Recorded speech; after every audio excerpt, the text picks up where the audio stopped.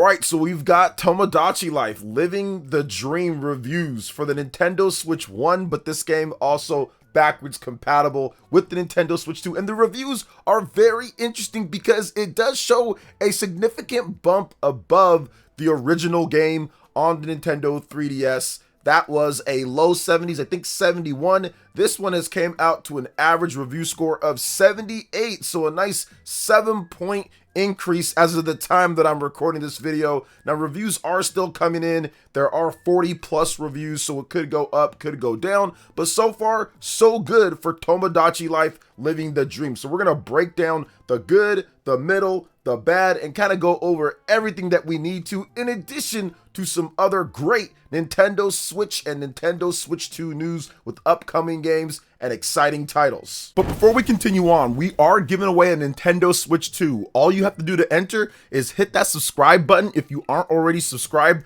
and drop a comment below. We are giving away a Nintendo Switch 2 once we hit 150,000 subscribers, and it will be random. So the more that you actually comment and interact, the better chance that you have to win. Hit that like button, click that notification bell, and let's go ahead and jump right back into it. Let's start off with digitally downloaded. They gave the game a 10 out of 10. One of the few 10 out of 10s here. Actually, only 2 of them. And they said that Tomodachi Life, Living the Dream is somehow both a satire of all these life simulator games and also the most wildly entertaining one that I actually want to keep coming back and playing.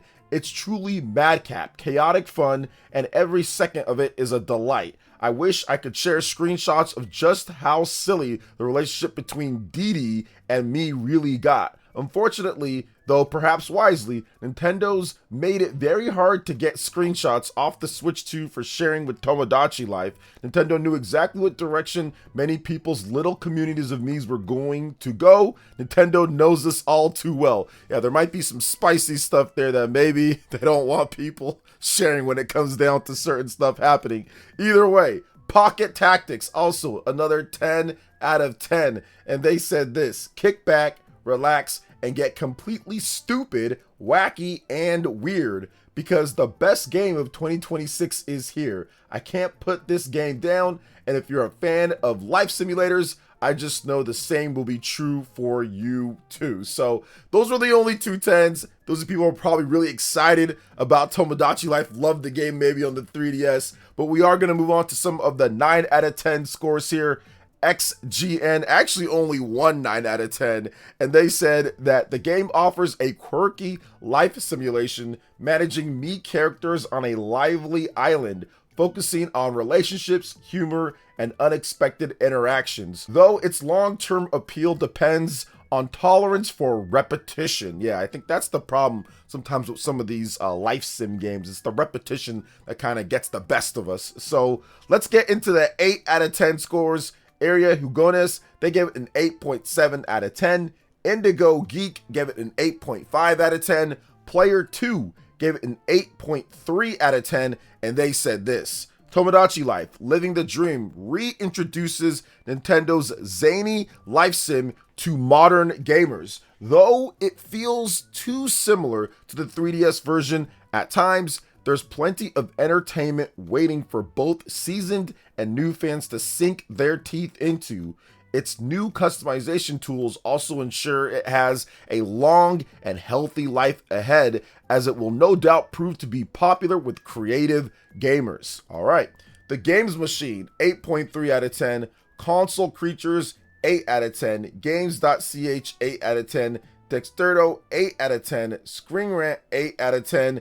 Games Radar Plus, also 8 out of 10. MyNintendoNews, 8 out of 10. I'll read what they have to say. Tomodachi Life, Living the Dream encourages imagination by giving you all the tools you need to create your own island and its me citizens at your own pace, still managing to offer a sense of progression without any real objective. Leveling up is done simply by experimenting with the many different ways of keeping your Miis happy, giving them food, items, clothes, and quirks, and watching conversations between them unfold in humorously wacky scenarios using the unfiltered lingo you've taught them. although you'll end up having to skip many repeated interactions, and some of the personality differences between Miis can be subtle. The amount of customization is incredible for creative types who are looking to live out their most outlandish crossover dreams. All right, that's a pretty good summary there. Very interesting. CG Magazine, 8 out of 10. Vooks, 8 out of 10. Checkpoint Gaming, 8 out of 10. Nintendo Insider, 8 out of 10. Siliconera, 8 out of 10. The 6 Axis, also 8 out of 10. Radio Times, 8 out of 10. WCCF Tech, 8 out of 10. I'll read what they have to say. What you get out of Tomodachi Life Living the Dream largely depends on how much you're willing to put into it. Nintendo has expanded their quirky concept into something almost resembling a screwball take on The Sims, but they haven't gone so far as to provide much in terms of set goals or structure. Making you chuckle is still the game's greatest aspiration. Sure, it's all a bit aimless, but it's also oddly addictive, and those willing to dive in and feed the weirdness may need a Tomodachi lifeline to get back out again. All right. Level Up, 8 out of 10. The Gamer, 8 out of 10. Tech Radar Gaming, 8 out of 10. VGC, also 8 out of 10. Let's read what they had to say, Andy Robinson and crew.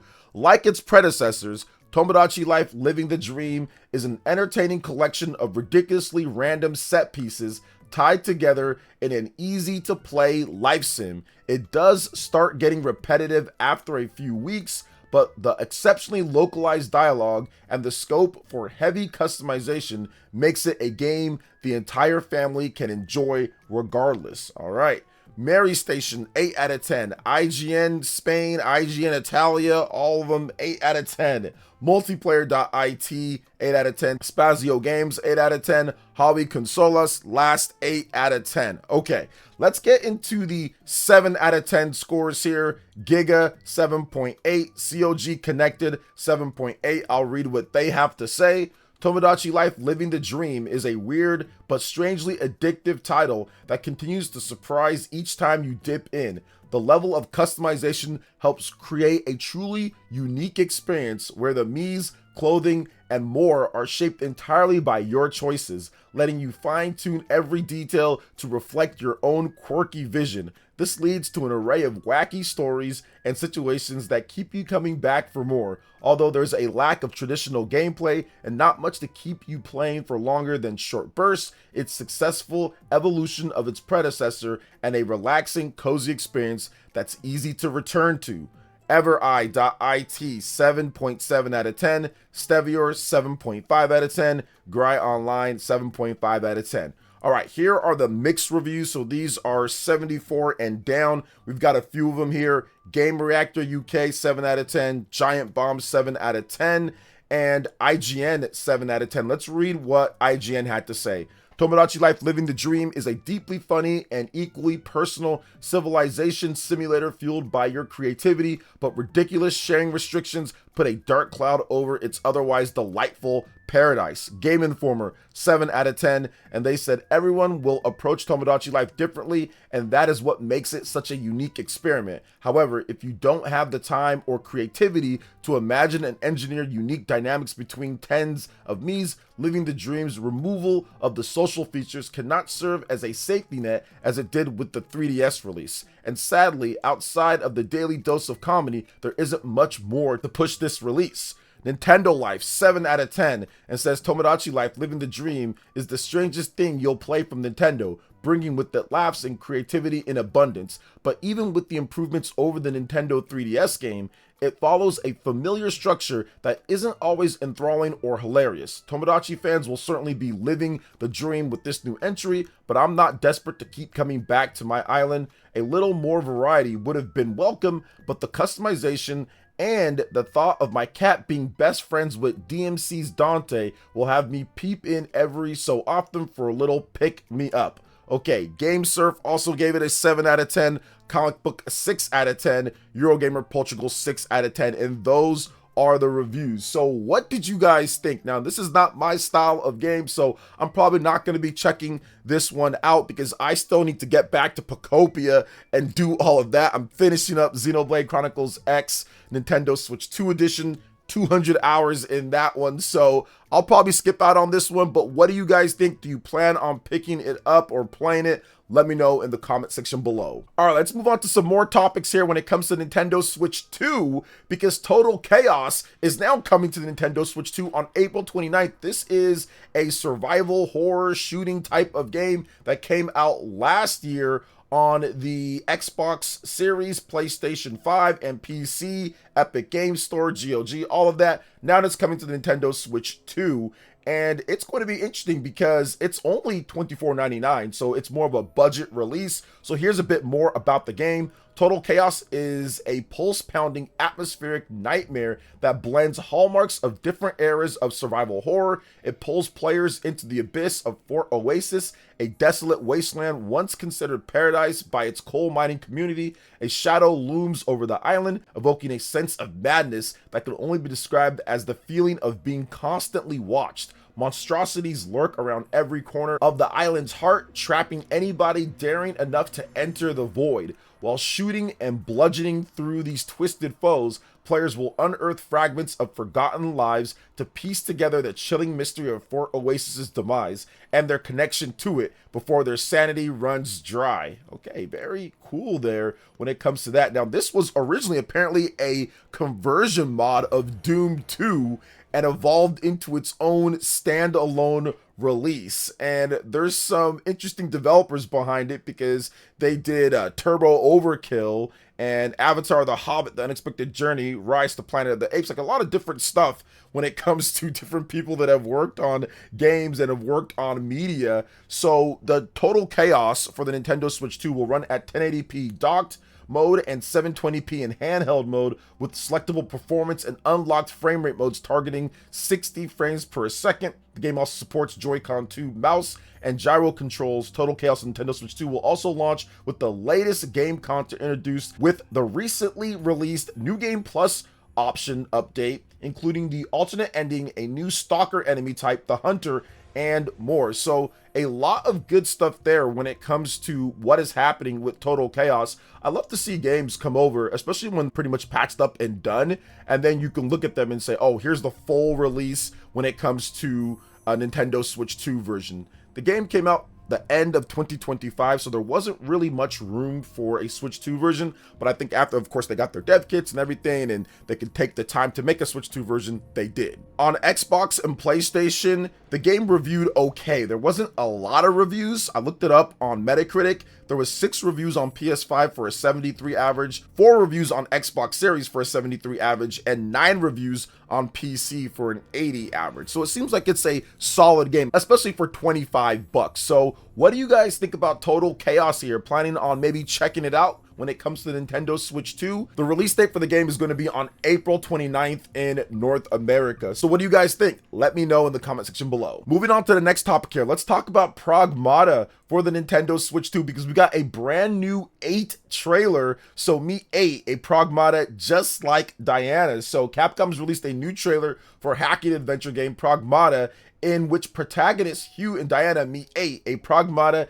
just like Diana. So Pragmata is due out for the Xbox Series, Nintendo Switch 2, PlayStation 5, PC via Steam, April 17th. So coming out very soon here. The Nintendo Switch 2 version is due out on April 24th in Japan. So it is a week later in Japan, but unfortunate because Japanese gamers, a lot of them don't have access to multi-region Nintendo Switch 2 because they have just the Japanese language only model Switch 2 because it's much cheaper to get that version. But yeah, this trailer is interesting, and I think that Capcom, with what they're doing here, Pragmata is a game that we're going to talk about a bit more when it comes to different stuff, and I'm going to be playing it, so I don't want to go too deep into it, but Capcom is on a legendary tear here. They've done a lot of stuff when it comes to this year already. You look at Resident Evil Requiem, that launched to Game of the Year type vibes and review scores. You also had Monster Hunter Stories 3, Twisted Reflection. That also was a great release and reviewed very well. Wish the Switch 2 release was a little bit better, but still solid across platforms. And then now Pragmata also launching to great reviews and people really enjoying what they're doing, almost saying like it's a throwback to the 7th generation. So So I like what I'm seeing here from Capcom. They've been doing some awesome stuff here. I'm looking forward to checking out Pragmata, and I think that it's going to be very cool to see where Capcom's releases kind of line up and what people think about them as more and more people buy them, and what we get from the future with the RE engine and Nintendo Switch 2. So that's also exciting. So what do you guys think about Pragmata coming out here with this new trailer as well? Let me know in the comment section below. All right, and moving on to the final topic here, we're going to talk about a brand new GameCube app update, because this one is important. Version 1.6.1 fixes the Pokemon XD crashing issue. So if you're someone who's playing that game, you want to download this one immediately. So Nintendo GameCube app for Nintendo Switch 2, you can only get it if you have the Nintendo Switch, the expansion pack. So it's the $50 tier that gets you access to the GameCube games, so you can play the Pokemon XD Gale of Darkness game. So sometimes this game would just close out of nowhere. While you're playing the game, there'd be some issues. I know that there's some save data potential issues here. So Nintendo says the update data version 1.6.1 for the Nintendo GameCube and Nintendo Classics has been released. It fixes an issue announced on March 24th where Pokemon XD Gale of Darkness would forcibly close during gameplay. So that's not good. You can lose data there by playing it would just forcibly close. So I think that this kind of gives me a little bit more insight on this, because it's not just a simple thing as in just release the game and all of a sudden it just works perfectly fine. I think people maybe think that. Now, of course, I would love for them to release more GameCube games and more frequently. I love the GameCube. It's one of my favorite systems of all time. But it does seem like, yeah, even when you prep and you prepare and you put everything out and everything you think is running fine, it's not. Then you have these issues here when it comes to it. Because I don't think when they were testing, all of a sudden, they're like, okay, yeah, it works fine. I don't think they were doing this and said, okay, we're going to set up this release, and then they knew all of a sudden it would just forcibly close. That's just something that happens sometimes when you release it. So it's one of those things where stuff has to be tested thoroughly. You just can't flood everything with it, because you're going to have way more problems like this if you do. So they need to pick up the pace, yes, but at the same time, you also have to make sure that you don't have problems like this, because this is not good. And it did take them a little bit to release this patch here to test out to see exactly what was causing it, because there's so many moving parts when it comes to releasing a game like this with the app and how it works and everything on the software that the Switch uses. So what do you guys think when it comes to this update here? Plan on checking out Pokemon XD Gale of Darkness? Let me know in the comment section below. All right, peeps, that wraps it up for everything here. Thank you so much for watching. I do appreciate it. Please make sure you hit that like button, subscribe if you're someone new, click the notification bell, and check out my other Nintendo Switch 2 RPG content and more right here on screen. Thanks for watching, and we'll catch you guys for the next one. Peace.